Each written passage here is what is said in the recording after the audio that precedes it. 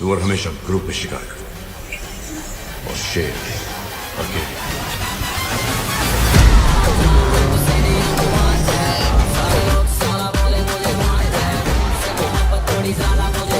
आज की ये कहानी मैच फिक्सिंग से जुड़ी है।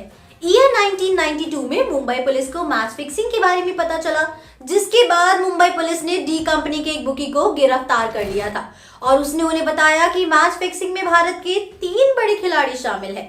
यानी भारतीय क्रिकेट टीम के 3 खिलाड़ी आईएसआई के लिए पैसा कमाने का काम कर रहे थे। वही पैसा जो उन्हें भारतीयों का खून बहाने में लगना था, जिन्होंने क्रिकेट के इस खेल को अपना धर्म और इन क्रिकेटर्स को अपना भगवान मान लिया था। आगे हुई पूछताछ में पता चलता है कि सताया के लिए क्रिकेट मैच फिक्स करने वाला ये आदमी घोड़ों की रेस भी फिक्स किया करता था और इसका वाकई में सुपारी वाले धंधे से कोई लेना देना नहीं था। लेकिन डीसीपी मारिया जानते थे कि सताया का ये आदमी इंटेलिजेंस के दृष्टिकोण से काफी ज्यादा उपयोगी साबित हो सकता है, इसलिए वो उसे अपना खबरी बनाने का निर्णय करते हैं, जिसका मतलब ये था कि अब इस फिक्सर को एक्सपोज नहीं किया जा सकता था। उसके गैंग को ये कभी पता ही नहीं चल सकता था कि उसने क्राइम ब्रांच से बात की है, मतलब उसको जीवित रखने की जिम्मेदारी को डीसीपी मारिया के कंधों पर थी। डीसीपी मारिया की ये स्ट्रैटेजी जल्द ही रंग भी लेकर आती है और इस फिक्सर से मिली जानकारी के आधार पर उनकी टीम अंडरवर्ल्ड के खिलाफ कई सफल ऑपरेशंस को अंजाम देती है। ऑपरेशंस जिसमें मुंबई के कई बड़े बड़े माफियाज को साफ किया गया था। बता दें कि क्राइम ब्रांच में 2 साल 7 महीने बिताने के बाद 12 जुलाई 1996 के दिन राकेश मारिया को डीजीपी महाराष्ट्र के ऑफिस में एआईजी की पोस्ट पर ट्रांसफर कर दिया गया था। मैच फिक्सिंग के बारे में पता चलने के बाद से ही मारिया का मन पूरी तरह से क्रिकेट से उठ चुका था। अब ना ही उनका मन मैच देखने का किया करता था और ना ही इंडिया के लिए जीतने की कामना करने का।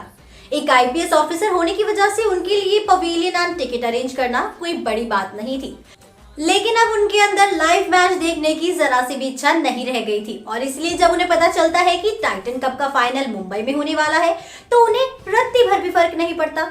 बता दें कि टाइटन कप एक त्रिकोणीय ओडीआई टूर्नामेंट था, जिसे 17 अक्टूबर से 6 नवंबर 1996 के बीच भारत में खेला जाना था। इस कप में साउथ अफ्रीका, ऑस्ट्रेलिया और भारत हिस्सा ले रहे थे और साउथ अफ्रीका को इस कप का प्रबल दावेदार माना जा रहा था।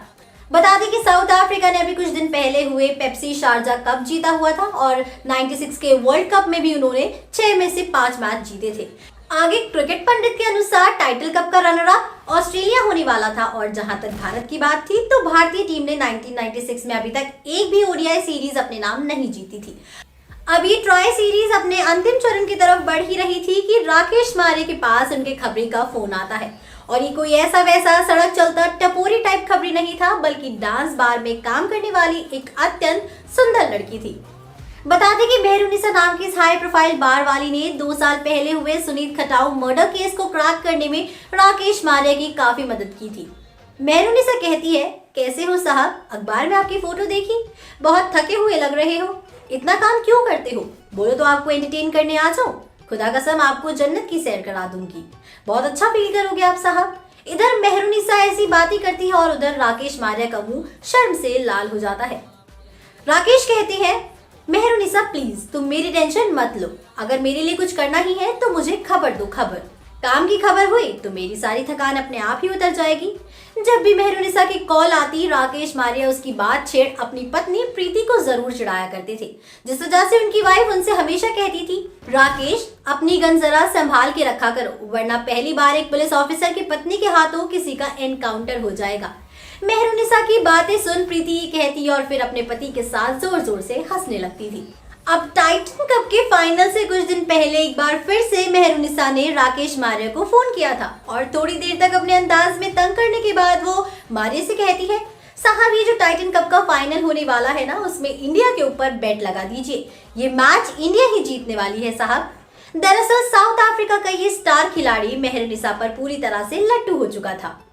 साउथ अफ्रीका का ये स्टार खिलाड़ी हफ्ते में कई रातें उसके साथ एक 5 स्टार होटल के कमरे में बिता रहा था और टाइटन कप का फाइनल मैच फिक्स होने की खबर भी मेहरुनिसा ने खुद इस खिलाड़ी के मुंह से ही सुनी थी।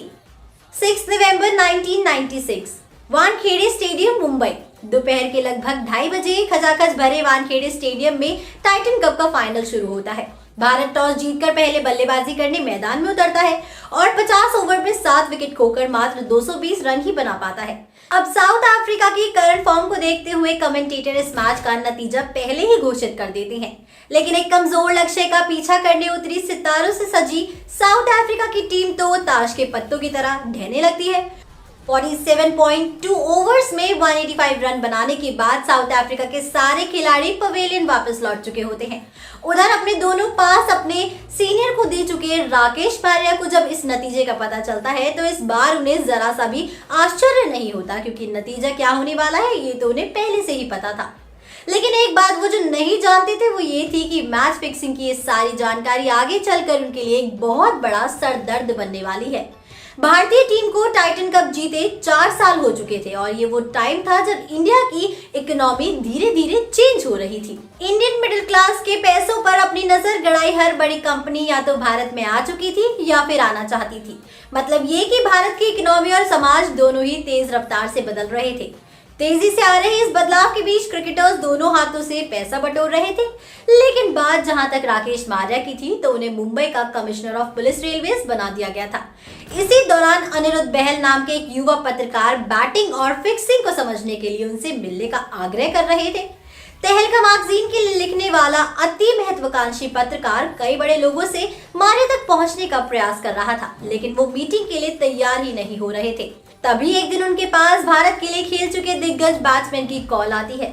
इस रिटायर्ड खिलाड़ी का कद इतना बड़ा था कि मारिया चाहकर भी उसे मना नहीं कर पाए, इसीलिए उस अनिरुद्ध बहल नाम के पत्रकार से मिलने को तैयार हो जाते हैं।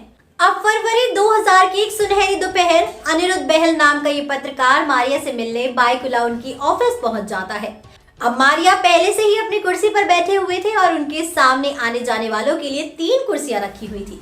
अब अनिरुद्ध राइट हैंड साइड की सबसे कॉर्नर पर रखी चेयर पर बैठ जाता है और अपना ब्रीफकेस बीच वाली कुर्सी के ऊपर रख देता है।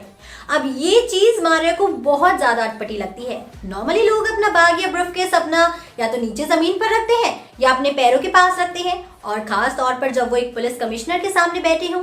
यही सोच रहे राकेश मारिया के मन में एक खटासी आ जाती है, लेकिन फिर भी उस वरिष्ठ क्रिकेटर का मान रखने के लिए वो इस बात को इग्नोर करते हैं और इस पत्रकार के साथ बातचीत करने में लग जाते हैं। अब लगभग 4 महीने बाद मई की एक शाम राकेश मारिया अपने ऑफिस में बैठे हुए थे कि उनके पास उनकी पत्नी प्रीति का फोन आता है। वो बोलती है कि राकेश, आपने क्रिकेट के ऊपर किसी टीवी चैनल को कोई इंटरव्यू दिया है क्या? राकेश बोलते हैं, क्या? कैसा इंटरव्यू? अरे कौन सा इंटरव्यू? ये कहते हुए मारिया जैसे ही अपने ऑफिस का टीवी ऑन करते हैं उनके चेहरे की हवाइयां उड़ जाती हैं। वो इस देश के सबसे पहले ऐसे पुलिस ऑफिसर बन चुके थे जिसके ऊपर एक स्टिंग ऑपरेशन किया गया था। एक पुलिस ऑफिसर जिसका काम अपराधियों को स्टिंग करना था, खुद उसके साथ स्टिंग हो चुका था, और वो भी एक नौसिखे पत्रकार के हाथों। अब दोस्तों इसके आगे की कहानी क्या होने वाली है वो मैं आपको अपनी नेक्स्ट वीडियो में बताऊंगी। तो बता दें कि सलमान खान की अपकमिंग मूवी वांटेड 2 की स्टोरी भी ऐसी ही एक स्टोरी पर बेस्ड होने वाली है। तो दोस्तों अब मैं मिलूंगी आपसे एक नई और अनोखी वीडियो के साथ। इसी के साथ मैं अनुष्का त्यागी लेती हूँ आपसे इजाजत। बने रहिए और देखते रहिए बॉलीग्राज स्टूडियोज को। हमारे आज के राइटर हैं दिव्यांशु।